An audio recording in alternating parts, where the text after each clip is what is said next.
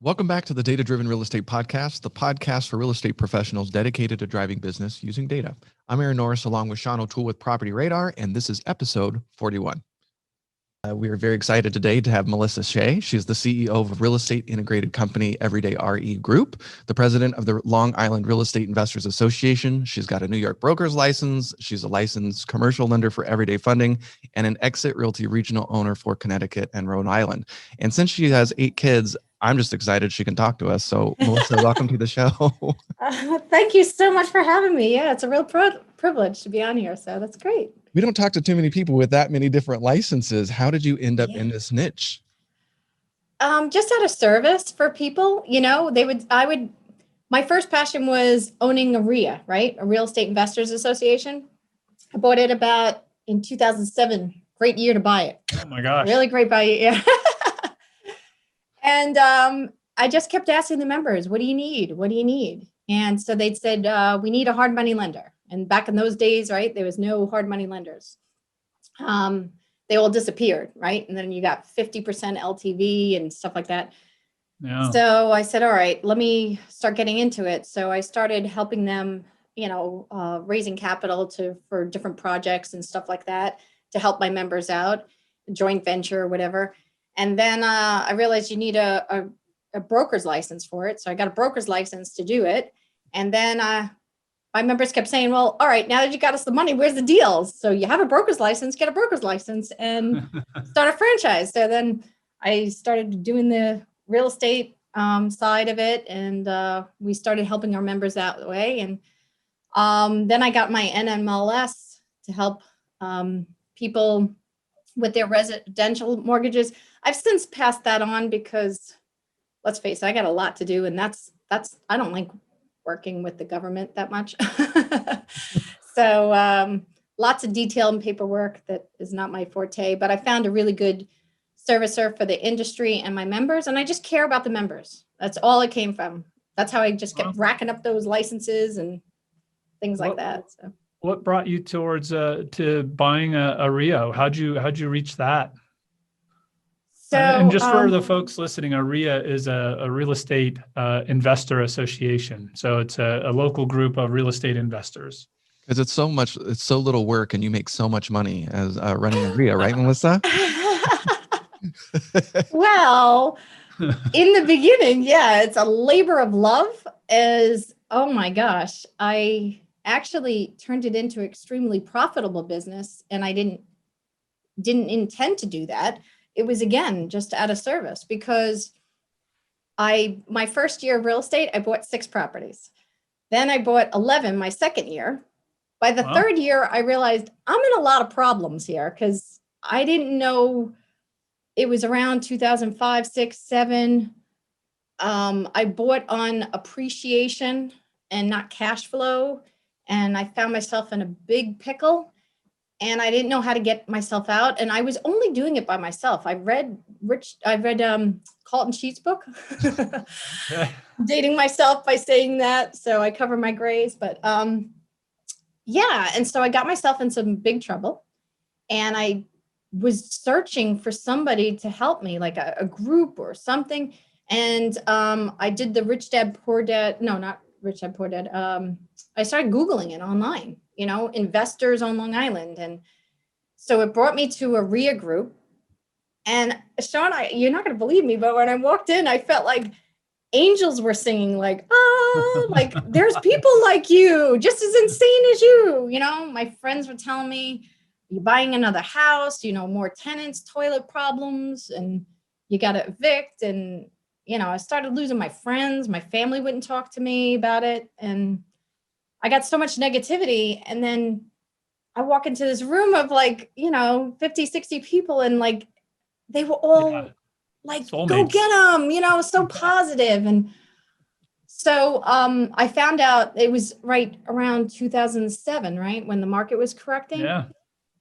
And the president said she was going to sell it to some person that was just going to dissolve it for his own.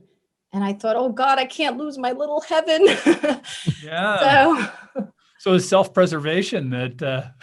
Yeah, so I asked her, I said, please, I love this group so much. Can you please make sure that I'd be interested in buying it. So, and we worked out a deal, and I bought it, and I've never looked back. And you're right. Aaron, you're absolutely right. I didn't know what I was doing. I didn't know how to run it. I wasn't a good marketer. I did everything wrong, and yet it's my most successful business today. So who knows? You can fail into success. And it sounds like a lot of your other businesses came out of that, right? So Yeah. lending and real estate brokerages and other things all grew from that fateful day when you walked in. Yeah, I wish I knew how much my life would change, or maybe it's better I didn't. I became a mentor, which I never thought I would be, because you have like that imposter syndrome in the beginning, because you're like, I was just doing, like, I'm a hustler, if you can't figure that out already. Yeah. I just like doing it, right? And then I went through a horrible thing called divorce. Anybody been through that? That's fun. So it's like a reset in your life, right? Because they take everything. I mean, everything's gone. Once they find out you got assets, the lawyers suck it all up. So our kids lost everything. And the beauty of that, the absolute beauty of that, was I got to rebuild the whole real estate portfolio again with so much more knowledge that I could do it so much faster. And I was actually on a radio show, like kind of like this. And the guy asked me, if you had to start it all over again, what would you do? And so I started saying it. And then he's like, why don't you teach people? I'm like, oh, I don't think I have time, And do you know we had one? You don't have time. You seem to have time for everything. I know. I gave up sleep. It's a great thing, Yeah. So, but what happened actually out of that was, how a lot of times REIAs will have these people come in and educate your members and stuff like that. Sure. And this guy took 10, I think it was five people he took $7,500 deposits from and just vanished with the money. And so my heart broke for them. And I said, listen, I won't charge you anything, but I'm going to have to do it as a group. And I'm going to have to add 5 more people in to offset my costs. And that's how my mentoring program started. I have over 140 graduates. Everybody, 84% of them make their money back in 2 years or less, and 50 of them make it back in less than a year. So those are really high numbers, by the way. Are you behind them with a lighter, like putting a fire under them, or? Oh yeah, I kick their ass. That's very impressive. A lot of people do not take action. Well, yeah, I mean, I think that's the biggest problem. It's it could be. I think it's often less the instructor and more the people that are attracted to those programs. So, do you weed out people when they apply? Because the only way you can have that level of success is by telling a whole bunch of people no. Because there's a bunch of people that just will never. They'll pay the money with the hope and dream, but they'll never actually do anything. Yeah, I think that's probably the biggest thing. It's not about volume for me. I'd rather take 20 small. I think our classes are up to maximum 20, because I know I can be effective with that. And with that, I meet with them one-on-one. And if I don't feel like they're a good fit for the program, no harm, no foul. I'll give you money back, or you go on I'll give you some recommendations of what you should be doing. But I'm looking for people who are just as motivated as I am. I'm going places. You want to come with me, then you come. But you're not ready yet, then there's a lot of other free content out there. Totally. Where's your REIA located? I'm in Long Island. So, okay. And now we've branched out to Connecticut and Rhode Island. And you guys meet monthly? Yeah. So, well, actually a lot more now. We used to meet monthly pre-COVID. Again, I did the same thing with the very first COVID REIA meeting we had virtually like this. We had about 80 members on there, which was great. Yeah. And I said to them, what do you guys want from me? What can I do? What can I show leadership to you guys during this scary time? And they said they wanted more free content and more support during this time. So we turned it into a weekly call, and we have doubled down with education. We give them 6 meetings a month now, and which is a lot. That's a lot of work. Yeah, it's a lot of work. Yeah. But I can't tell you how many more deals have come out of it. More students have come out of it. You know, you get what you give, right? So I gave it for free for the whole year. 2020, I gave, every meeting was free for all our members, and everybody was free. And then in 2021, we started charging, and it's been extremely successful and rewarding. Well, what kind of deals are you doing right now? Is it, I know you have quite a few rentals, but are you still flipping? Yeah. So I'm flipping right now about 17 properties, and I have a portfolio of about 100, and it ranges every day because I'm buying and selling so often, but it's a range of about 120 to 130 units is where we're at right now. And how many of those are flip versus hold rental? So 17 are flipping right now, and the rest are all buy and hold. I really want to double down on buy and hold. Buy and hold. Yeah. When that's since 2007, or actually since after the divorce, I guess, when you restarted. So how over what period of time did you do that? Well, I've done over 600 rehabs. Wow. Yeah. So and here's the funny story, right? So if anybody's listening and you think, oh my God, that's too like crazy, like I could never do that.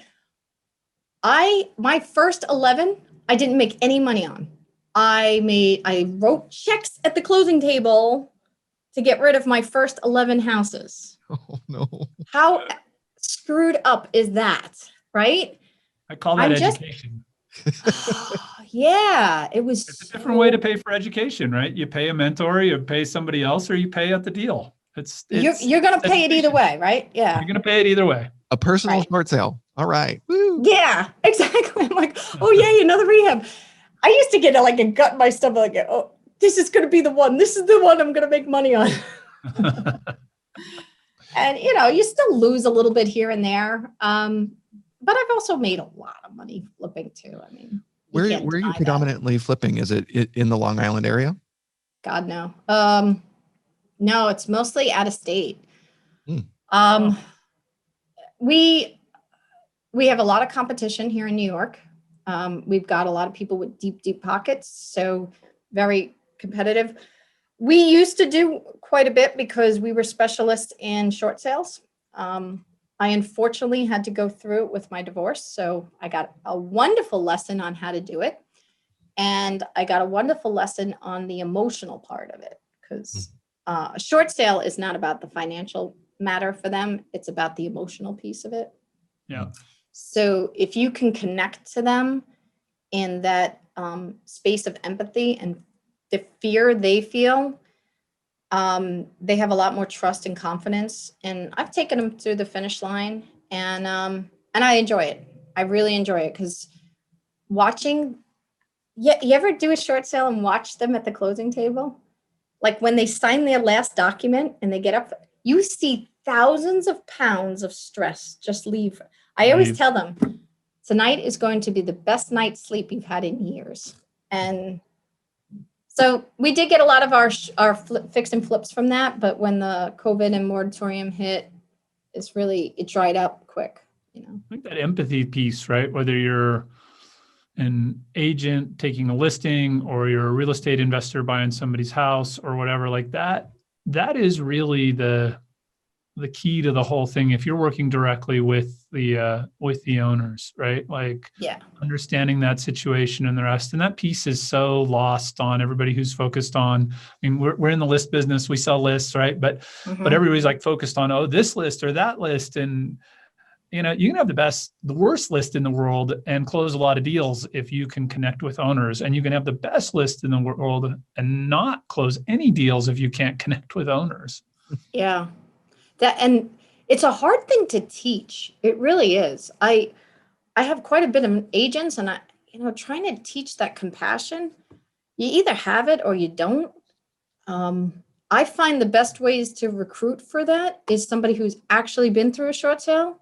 I always tell them, make their message, because look, you can relate to them, right? Like, look, you were in a financial mess, upside down, destroyed credit, blah, blah, blah.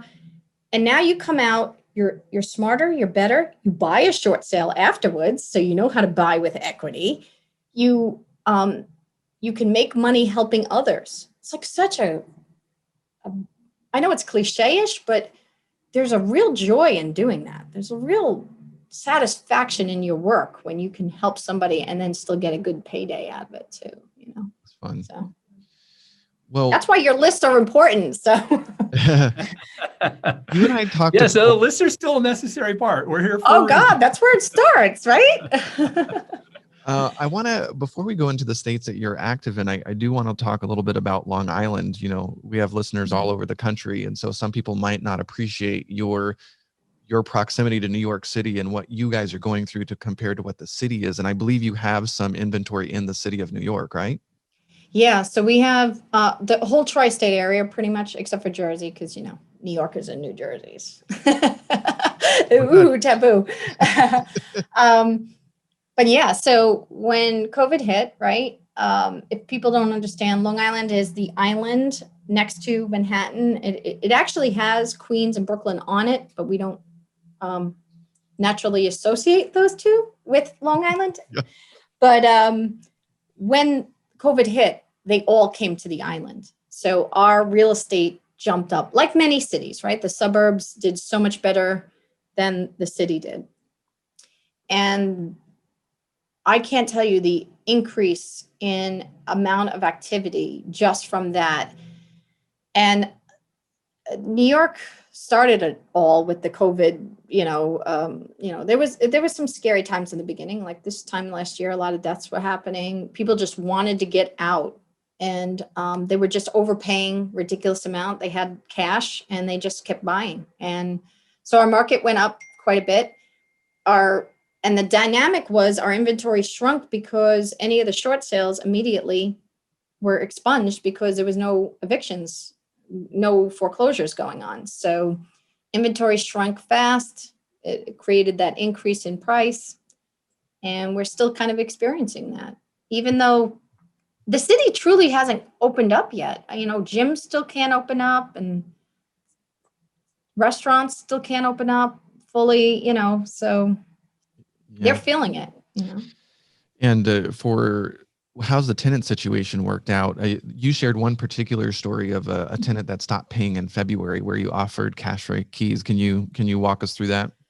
Yeah, so this is going to sound really bizarre to a lot of other states out there, especially because I invest in Tennessee and it's very different there. So I have 10 buy and holds in New York. One is actually a shelter home that Nassau County is my tenant, and they didn't pay for 4 or 5 months, which is interesting. Wow. And that was for homeless people, right? So that's crazy. But the one story I was telling you about, Aaron, was they both stopped paying the husband and wife stopped paying in February. The mortgage on it is $3,260 a month is my monthly payment. And they were paying $3,200 a month, and they stopped paying. They are both on disability, so they did not lose their jobs. They did not lose their benefits.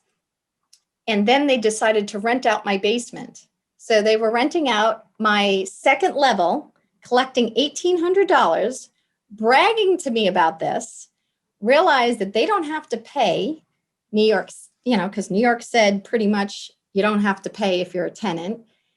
And we have been paying ever since. So that's February of last year. So we're on our, 13th month of paying. April 14th will be 14. And we can't even start the eviction till June if they don't extend it again. And an average eviction in New York prior to COVID was 6 to 8 months. And then they did a law change that was now making it 9 to 12 because they added, you had to give 90-day notice to them to vacate, right? So, I mean, I offered this woman up to $30,000 to move. $30,000. And she wouldn't take it. Is that crazy? Well, because she knows that she's going to be able to park it there till 2022 and you'll be out 70 grand and yeah. You will end up with a judgment. you know, Oh, how yeah, much yeah, that 'cause- good that does you, but they you'll- just filed bankruptcy and wiped that away with a $2,000 payment, you know? So, yeah, I think what our state did was sinful in taking away our rights as landlords, because I have a commercial mortgage. You know, they're like, oh, just ask for the forbearance. Well, forbearance doesn't forgive the debt, first of all. right. And the second part is that you're going to have a lump sum due when it comes up, and maybe you can modify. But that's not the luxury we have with commercial mortgages, right? Because it's not FHA backed or anything. So I'm paying like 7%. I'm looking to refi because the rates are better now. But I can't refinance either because I don't have a paying tenant, right? Yeah, it doesn't really look good on paper, does it? Nope. So I think, you know, and that's why we invest out of state, right? Because who wants to deal with that, you know? And it really ruins it for other people. I'm very active in the, you know, homelessness. I have a non-for-profit organization too. And it really ruins it for them because where are they going to go, you know? And then let's like take it, you know, you guys are going to have some serious lists coming up in our market because you're going to have two things. One is you're going to have all these landlords that want to sell, right? I put that house up for sale as is with the tenant occupied. You can't even believe how many people are making offers on these houses like that. Really? Well, Yeah. Well, they're going to have That's to how deal with the desperate. tenant after, right? I mean, Yeah, but they're so desperate to get For yield, houses. anything, right? So, and they figure they'll make it up on the back end. Yeah, I'll sell it at a $60,000 discount just to get out of the damn thing. And they'll pick up a deal and they'll deal with it. So, and if it's a residential mortgage, they're getting rates in the 3s, right? And Right. we're in the 6s, you know, so Wow. 5s now. If it's a homeowner that buys it, the eviction law is different, right? They can actually kick the person out. No, not in New York. Not What? in New York. Isn't that crazy? Well, that's It even is. interesting. Like why they would take that risk. They're just so desperate to own something. Yes. Yes. Wow. Yeah. Isn't that crazy? But yeah. So Are- that's what the next major fall is. All these investors that own these single family houses, right? They're behind on their mortgages because these tenants are not paying for months and months and months of time. I have 10 houses. Out of all 10 houses in New York, only one tenant is paying. One. Whoa. Yeah. Wow. So I'm floating $35,000 a month in mortgage payments just in New York. And these tenants do not have to prove any kind of. Nope. Yeah. Nope. At No least in hardship. California, at least on paper, right? They've required proof of, Just loss presence. there. And that seems to me like just a base case requirement. Like, Yeah. Yeah. why should somebody get a windfall? That's not fair. It's not right. And here's what the other problem is. So let's get through forget the amount of foreclosures that are going to happen because of this incident. Where are those tenants going to go when they eventually get out? If you know that they haven't been paying during COVID, do you think any landlords are going to even take them? The shelters are going to be over flooded. And because the county wasn't paying us, we closed down our shelter. So many shelters closed down. It's a big mess. So my solution is go to Connecticut, go to South Carolina, North Carolina, Tennessee, anywhere else, The pendulum's always swinging, even in places like California. And sometimes things have to get really bad before the pendulum starts swinging the other direction. So, maybe this is the pendulum swing. the cure, right? Like having it get so bad to one side, then things start swinging and going the other direction. It's just, I don't know. That's the way things go over time. Yeah, it was too tenant friendly state. I mean, literally a Manhattan eviction would take you 2 years. That's insane. That's an average. And a foreclosure, the average time to foreclose in New York is 7 years. So 5 to 7 years. Is that insane?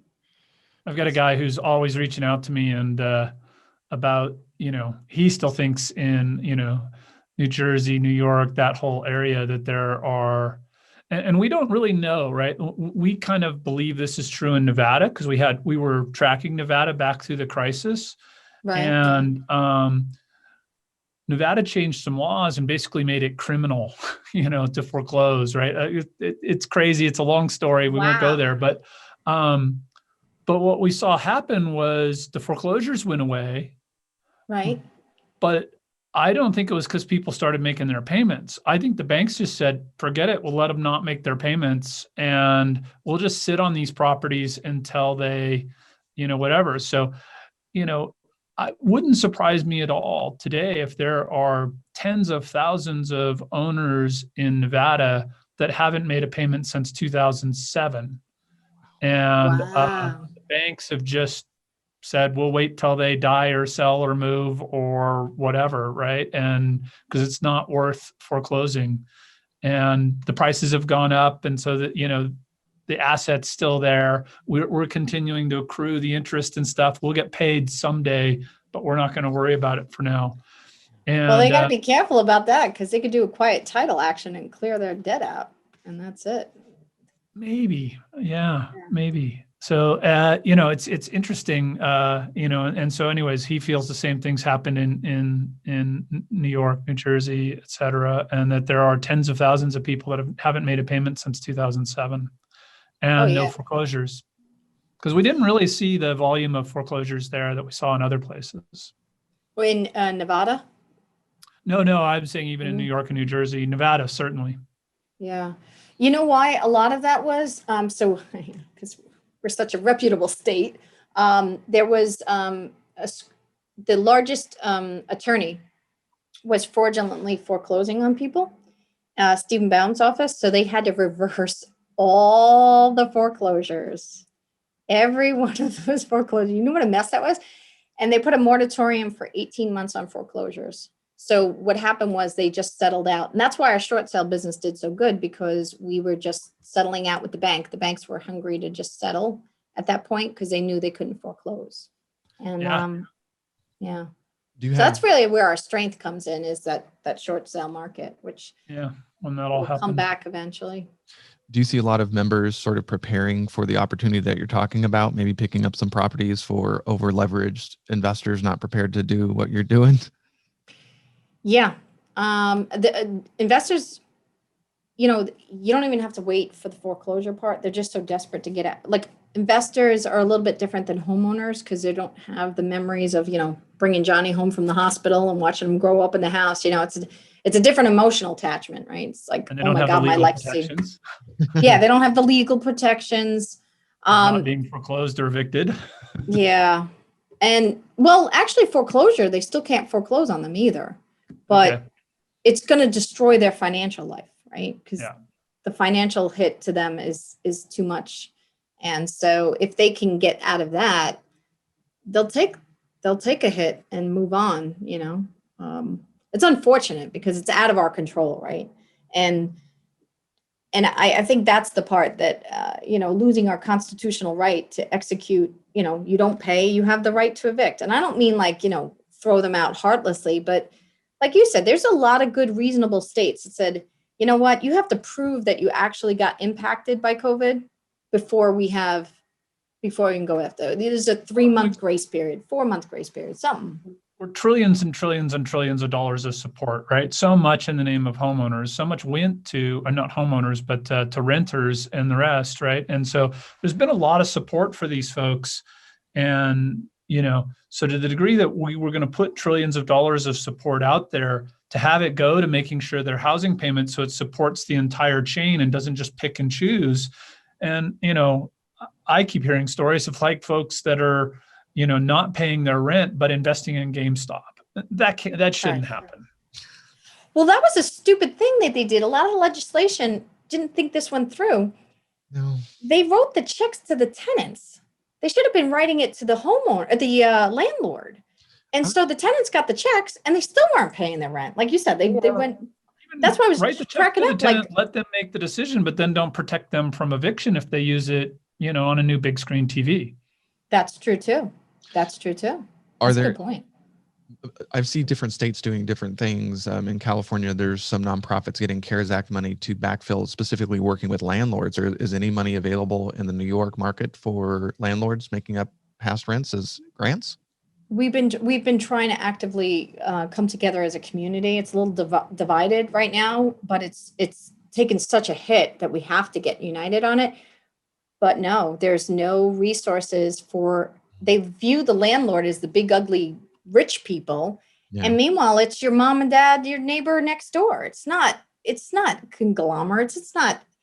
Hedge funds are smart. They're buying in places where there's low taxes, right? They're not buying in their own backyard, right? And here's the funny part is most of the investors that buy these rental houses live in New York. You know what I mean? So that's the ironic part. You're actually hurting that whole economy of scales. Like you said, Sean, like if they had just paid it to the landlord, it would have kept the whole economy going. Right. You know, the same thing happened to small businesses, right? So, like in a lot of cases, small businesses, right? You gave people this extra unemployment benefit, which I think was awesome. And, there's a lot of good things about that. But Right. then I know lots of small business owners who were trying to survive, keep their business open, and they're asking those employees to come back. And they're saying, I'm making too much money on unemployment. I don't want to go back to work. Right. And so now, wait a second, so yes, this helps in a way, but there were jobs available over here that people weren't willing to take. And, so we're not very good as a country at stimulus. And it's one of the reasons, right? We put all this money out there. And ideally, right, you're reflating the economy, right? COVID's incredibly deflationary. You're reflating the economy and getting it back on track. But because we're not good about how we do that, the money pops up all these unexpected places. And, you've got a run on exotic cars, and you've got a run on GameStop, and you've got Bitcoin going through the roof. And the money pops out in these places where it shouldn't. And yet small businesses and landlords aren't helped at all. And they're getting just absolutely hammered. And, the rich get richer because both parties think that the $250,000 a year small business owner or, small landlord that owns 5 properties is a rich person, and not the guys who are actually profiteering off of all of this. Yeah. Anyways, I'll get off my soapbox. We're here to talk to you. Yeah. But what's interesting about that is that, thank God we're in real estate. You know what I mean? And that's probably the message. And that's probably why, my big mission, if you want to put it on life, is to empower and educate people for financial independence through real estate. So it doesn't work in New York so great. So what? Take your lickings, but don't give up, right? That's my 600 rehabs. I would not have my 600 if I gave up after my 4th writing my check, and there's real estate available everywhere else. I'm still making a lot of money, thank God, because that's offsetting my New York mess. But and my guess is if you survive through this thing in New York, you still do really well in New York. Like everybody wants to beat on California, but the investors I know in California all kind of crush the investors I know everywhere else, right? In terms of absolute income and the rest. And you're making $50,000, $100,000 a deal versus 2 and 10. So that's true. I don't know, but it can be very frustrating at times. Yeah. And if you do it right, ironically, Florida is the one I made the largest spread on, but there, our average flip is between $40,000 and $60,000 still. It's got a good chunk to it. I mean, I'm not gonna lie, there's times we made some really, really good money. And then there's times where you just get beaten down by the town and stuff. And I'm writing a check for $20,000 to get out of the deal but it's just a big boy game, and you got to get into it, and you got to survive, and I'm a woman and I do it anyway. Oh, you're a New York woman. You better watch out. Yeah. And a mom of 8. Well, mom of 8. That's where you really got to watch out. Exactly. Well, let's talk about the data. You talk about different states. What data did you use was it strictly landlord friendly, or how did you select your states? So, I evolved over the years as I grew my knowledge base, right? So my first mistake was I bought in Florida similar to a market we have now, right? I bought new construction. Back then it was very popular, right? So DR Horton would buy build a house, a community, whatever. It was like gambling, honestly. It was addictive, right? So I put down $10,000 and then I'd wholesale that contract off in 2 months for another $10,000. I'm like, wow, this is great. Who's cooler than me, right? So, and I kid you not, it's like going to a casino, right? So the first time I did it with 10 grand, I was like, oh, wow, I got 10 grand back. So I did it with 3 houses and I think I made like 15 grand, between 10 and 15 on each house. So what did I do? I go in with 11. 11 is the magic number. Yeah, 11, right? 11. And yeah, that's right. My magic number, right? That's the one I should never gamble on. And I got stuck holding the bag and I couldn't wholesale them. So to not lose my down payments, I closed on all 11. How stupid was that? So now I have 11 negatively cash flowing properties because I didn't think, look, see, and feel, right? I didn't do the data, right? I didn't see that, 1,000 people a day are moving in, but just, 1,200 are dying. You know what I mean? Like that, you got to look at those numbers. You know what I mean? You got to look at who is actually buying those houses. It was only investor to investor. It was hot potato, right? Mm-hmm. And then, so that was my evolving in data there, is that I had to look for jobs, markets where there was stable income. And that's when I learned, like, okay, cash flow is the game. So I got myself out of that mess by doing a strategic deal where I was able to buy 6 apartment buildings simultaneously. That was a little stupid too, but I went for cash flow, right? And cash flow did me well. I did well. The divorce didn't do me so well, but the cash flow did well. And then when that all got taken away, I had to go through my divorce and I lost my house. And I went, oh my God, if I'm going through this, there's got to be other people that are going through this. And so then we started doing the list pendants list. And so we would buy in strategic markets and we did research. New Jersey, Suffolk County, where I actually lived, was the top 10 in the nation of foreclosures. So I thought, wow, this is of list pendants. So we foreclosure filings, but they weren't getting completed. No. And that dynamic worked really well for us because the bank was willing to work with us because they knew they couldn't get to the finish line. We could talk to the homeowners in a way that said, hey, don't look at this as milking your life. Look at it as a launch to start your life. Because the real truth of the matter is nobody wants to stay in their home not paying rent. I mean, it sounds great and sexy and fun and all, or mortgage, but stressful. Mentally, it does something to them. They don't thrive because they're always afraid of, like, who's going to pull my credit, or it just is a negative way of living. When you can free them out of that bondage is when you can help them overcome their fear, right? When you can tell them, listen, there is a better way. Let me show you how. And they listen. I have people who come back to me 2 or 3 years later and they're like, oh, my whole life is all better. They move out of state. They do this. They move in with family. They buy another short sale. Life can begin when they stop. Yeah, because their credit situation, none of that starts improving until after they get the deal done and move on. Yeah, and that data was so important because we had callers calling constantly, when they were at auction dates or when they were in list pendants, and developing those relationships. And now, so then we moved into other states. We moved into Connecticut, Rhode Island, down south. So our data led to where are good jobs, right? So I have a big portfolio in Tennessee and Memphis. I love Memphis. Nike built their plant there. Bear built there. Same thing with Pittsburgh. Did a lot of research and data on that. Where's jobs, right? So here's a hint for all you listeners. You want to find where the good deals are. Don't go for the home runs. Go for the steady eddy cash flow, where there's good, solid jobs, where there's good employment, and it helps when you guys can provide good data like that, where absentee landlords, that's a really good thing. We're going after that in Connecticut, absentee landlords.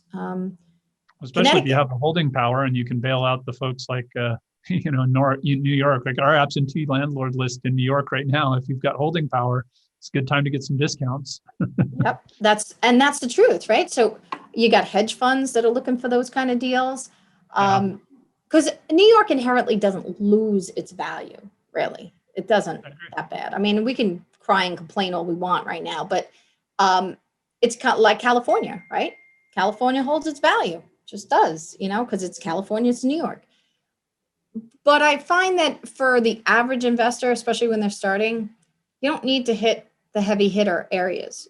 Go with the bread and butter, the non-sexy areas, right? Alabama was great for me. I made so much money in Alabama. It was easy, and it was $5,000-$10,000 here and there, $20,000 here, but it was easy, What about like in New York, New Jersey, right? So in California, they're only miles apart, but there's a big difference between trying to invest in Newport Beach and Riverside, right? Like those are completely different markets. And an hour drive, Aaron? You live down there. Without traffic, 1 hour.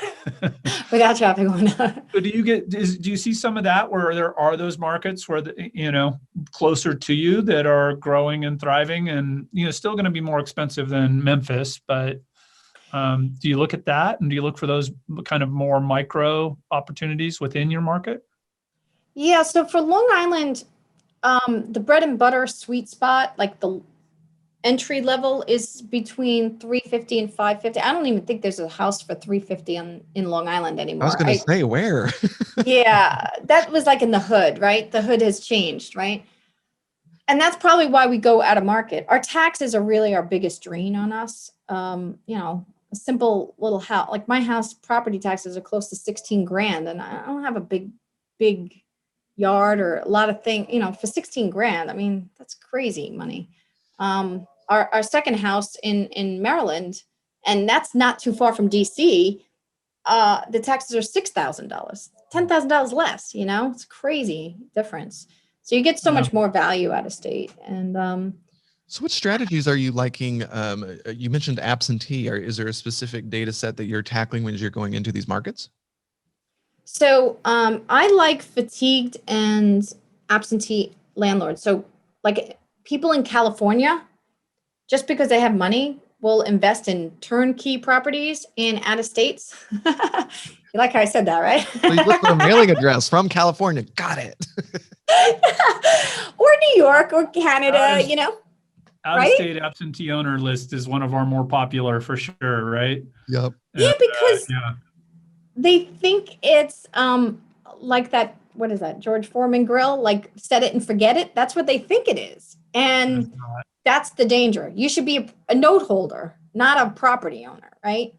And that's the difference, right? If they can understand that. So they don't understand when the tenant calls and they have a problem, or there's an issue with their tenant or something like that. So the older absentee owner too is another really popular list. So as folks start hitting 70, 75, 80, right? They're kind of done with being a landlord, and they probably need or want the cash for other things and stuff, so that post-retirement absentee landlord's another good one.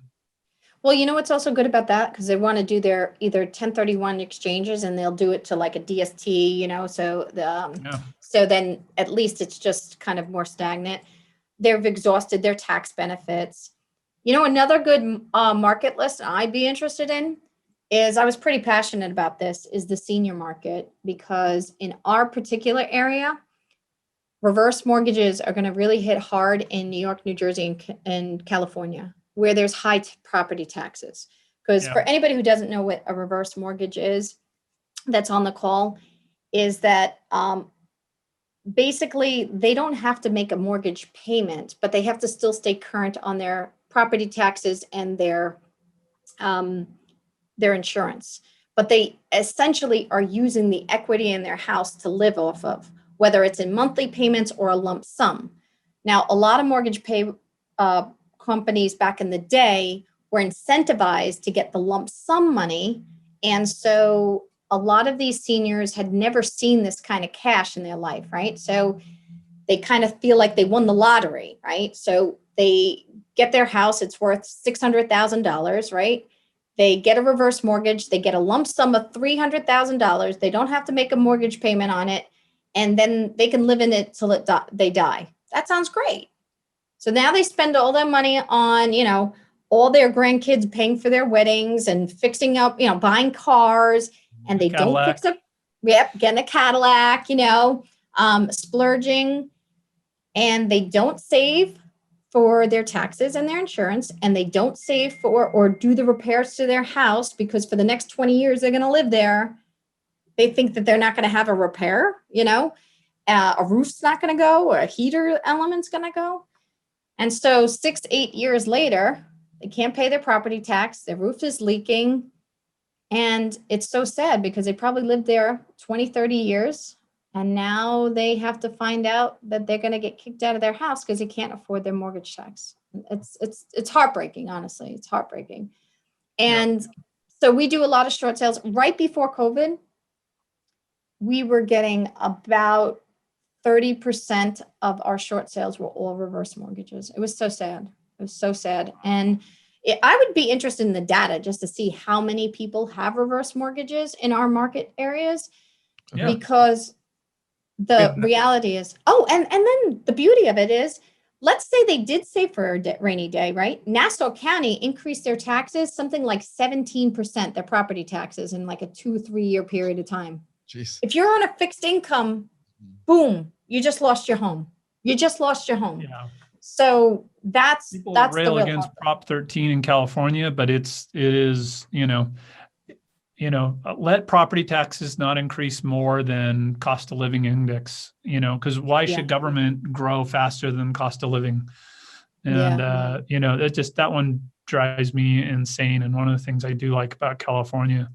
But the reverse mortgage list is another popular one and a fairly unique one that we have that a lot of people don't. So, yeah. I was thinking about that. So you could, because we have the demographics of the owner as well, would you be interested in the age of the owner combined with how long they had the loan in play? So the reverse mortgage, how many years would you want to see it seasoned? Yeah. And the reason why is because they don't really feel it in the first 5 years, right? 5. Okay. Right. It's anything after that 5 is where they really start feeling it. And that's because they don't really plan out that far. And then the age, New list idea. Another, I know, I'm going to give you more because I'm on it. I wrote it down. Join me back for another show. I'll have more ideas. But I really do think look, I've come to this philosophy in life that when you serve others, when you solve other people's problems, you solve your own problems, right? So it is a heartbreaking problem, and I'd love to solve it for some seniors and they're so embarrassed to tell their family members what happened because, and then they're out on the street and they don't even know why, So I started this thing called the Golden Girls. So we would get a few of these single women, their husband passed away, they're in the house, they don't know how to do the deferred, they're in the reverse, they're embarrassed. So we would the only way they could live together was if I put a couple of them together. So we had like 3 women move into a house, 4 women. So I called it the Golden Girls because that was the only way they could afford to live here and still see their grandkids. Otherwise it was move out of state, So I love that. Yeah. Isn't that funny? Cool. Yeah. We have to end. If people wanted to get in touch with you, what's the best way to reach out? Probably go on Long Island REIA, LIREIA.com. Definitely email me, Melissa at Long Island REIA or info at Long Island REIA. We have every 4th Wednesday of the month, I do a free give back webinar. So you can sign up for that for free. And it's intro to real estate investing. Ask whatever questions you can pick my brain for that whole time and whatever you want to learn, or it's all free. It's really. Is it on Zoom? It's on Zoom. Yep. Very good. Okay. Everyone in the nation could go. We have people from California to Florida to Canada who join us, and even the UK. So it's crazy. You have seen this with the better REIAs. It sounds like yours is one of those. Where with Zoom now, they've suddenly have this much broader, audience than the local folks that would drive, maybe an hour to come to a meeting. It will be fun to have the in-person meetings though, too, because, going to the REIAs and throughout California, like you meet a lot of people and you make a lot of friends, and a lot of familiar faces, and I do miss that. So it'll be nice to see that part start again. So will you do a mix? Will you continue doing this, but you'll go back to doing the live? We do semi-live, so we'll have a live audience and Zoom at the same time. So I can hold up to 25 legally here, whatever, with the COVID restrictions. And so we do that on our second Wednesday, our general meeting. We have that here, so that there's a little networking still. But I can't wait to the day, Sean. I really would look forward to that. So. We're close. We're making a lot of progress. I feel good about it. All right. Thank you so much for asking me to be on your show. It's fun. Melissa, thanks for being here. Very cool. All right. So long, everybody. Thank you. Melissa. Thank you for listening to the Data Driven Real Estate Podcast. You can find show notes and links to some of the resources mentioned in the show at datadrivenrealestate.com. Click that Join the Community, and you'll be forwarded to the Property Radar community, where you can ask questions about the current show and even see upcoming guests and ask questions there. We'd love to engage with you in the community, so check it out. Please don't forget to like, favorite, subscribe, and share on your favorite platform where you're listening to the show. It helps us out a great deal. Thanks for listening, and we'll see you next week.